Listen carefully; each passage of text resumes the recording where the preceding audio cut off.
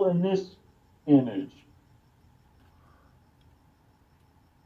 All right, describe that again, please. Well, let's say I say to you, I drove my car to the store. Okay. Okay. Um, SE can actually start to make an image of you. You make an image of me driving my car to the store. I didn't though. I made an image of. I saw an image. It was of the road a little bit right next to Ralph's, which is the supermarket I go to. Okay. Okay. Sure. Sure. You're borrowing some information from SI there. Yeah, I am. Um, Now, when I say driving a car to the store, you have some information, you pull it up from SI, but because you don't have a whole lot of SC to use, we're just having a conversation and all we can do is hear each other. So you're cheating by using from borrowing from SI. But what are the holes in my story? You know, why did I go to the store? The picture is incomplete. You know, something doesn't sound right about this story. There's more possibilities to the story that I didn't cover. And that would be like NE saying, hey, maybe what I'm understanding is going on, the first interpretation I had, maybe that's not right. Let's keep reinterpreting, looking for flaws in my original interpretation. Right. Except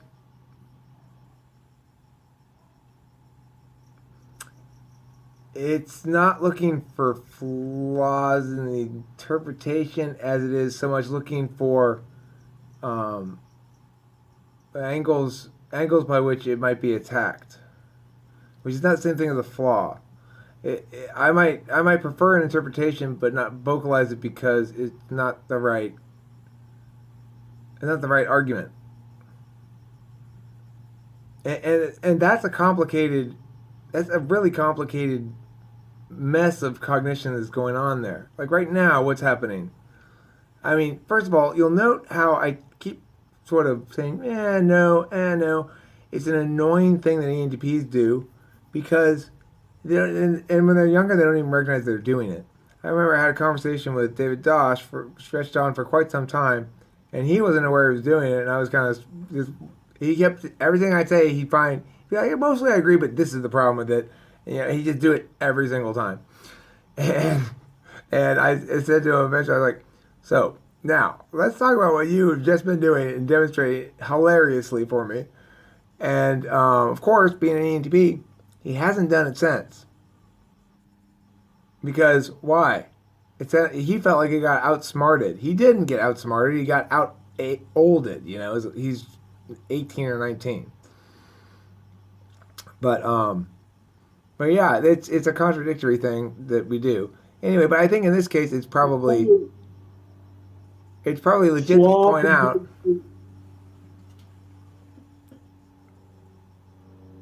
Did you say you say instead of flaws, it's looking for? Ways that it can be it's strength for your purposes. That's different than its flaws, right? Like are models I prefer because I think that they are more sound or better or ultimately more defensible. However, it doesn't mean those are the arguments I want to go with because they're not necessarily tactically the arguments I want to go with.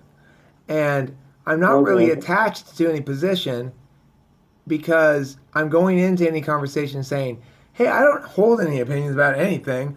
My job is to muse about things, and if you muse about things too, to tell you how your musings are wrong." It's ridiculous. It's absolutely ridiculous. But that's basically what I my default would be if I weren't metacogniting about it a lot. Mm, okay. Okay. Now, do be aware I am very loose with words. So if I say flaws, I might be meaning something entirely different in my head. It's a problem with us INTJs. Well, We are very bad about that. you're approaching the conversation as this. I'm gonna say what I mean and what any normal person would mean by flaws, because I'm just trying to get the general idea across to Eric.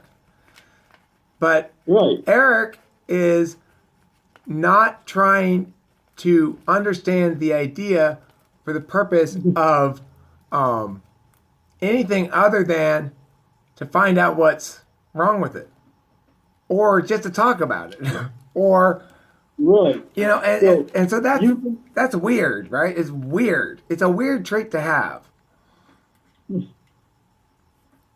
and you see how this conversation about how you're finding what I would say flaws with my use of the word flaws is is kind of like what I'm saying and he does. Yes, I think you're right. How about let's change it up? I'm gonna do something different and new now. You know what, Mega Bro? You're totally fucking right.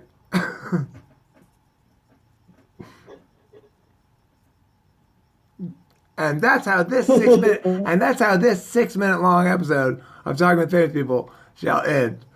Thank you for watching Talking with Famous People. I've been host Eric, and you have been.